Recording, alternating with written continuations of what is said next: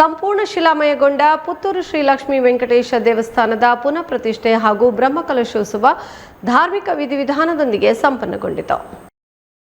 ಉಡುಪಿಯ ಪುರಾತನ ದೇವಸ್ಥಾನಗಳಲ್ಲಿ ಒಂದಾದ ಪುತ್ತೂರು ಶ್ರೀ ಲಕ್ಷ್ಮೀ ವೆಂಕಟೇಶ ದೇವಸ್ಥಾನವು ಸುಮಾರು 8 ದಶಕಗಳಿಗೂ ಹೆಚ್ಚು ವರ್ಷಗಳ ಇತಿಹಾಸವನ್ನು ಹೊಂದಿರುತ್ತದೆ. ಈ ದೇವಸ್ಥಾನವು ಕೆಲವು ಕಾಲಗಳಿಂದ ಜೀರ್ಣಾವಸ್ಥೆಯಲ್ಲಿದ್ದು ಇದೀಗ ಸಮಾಜ ಬಾಂಧವರ ಭಕ್ತರ ನೆರವಿನಿಂದ ಸಂಪೂರ್ಣ ಶಿಲಾಮಯವಾಗಿದೆ.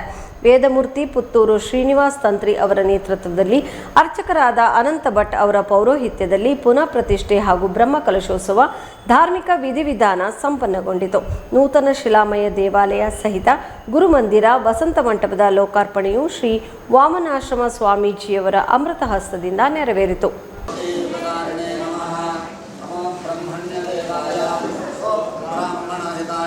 ಪ್ರದತ್ತ ರಾಕ್ಷಸಗಣೇಭ್ಯ ಸ್ವಾಹ. ಹೋ ರಾಕ್ಷಸಗಣಾಃ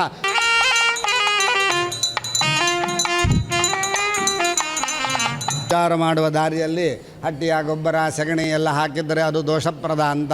ಇನ್ನು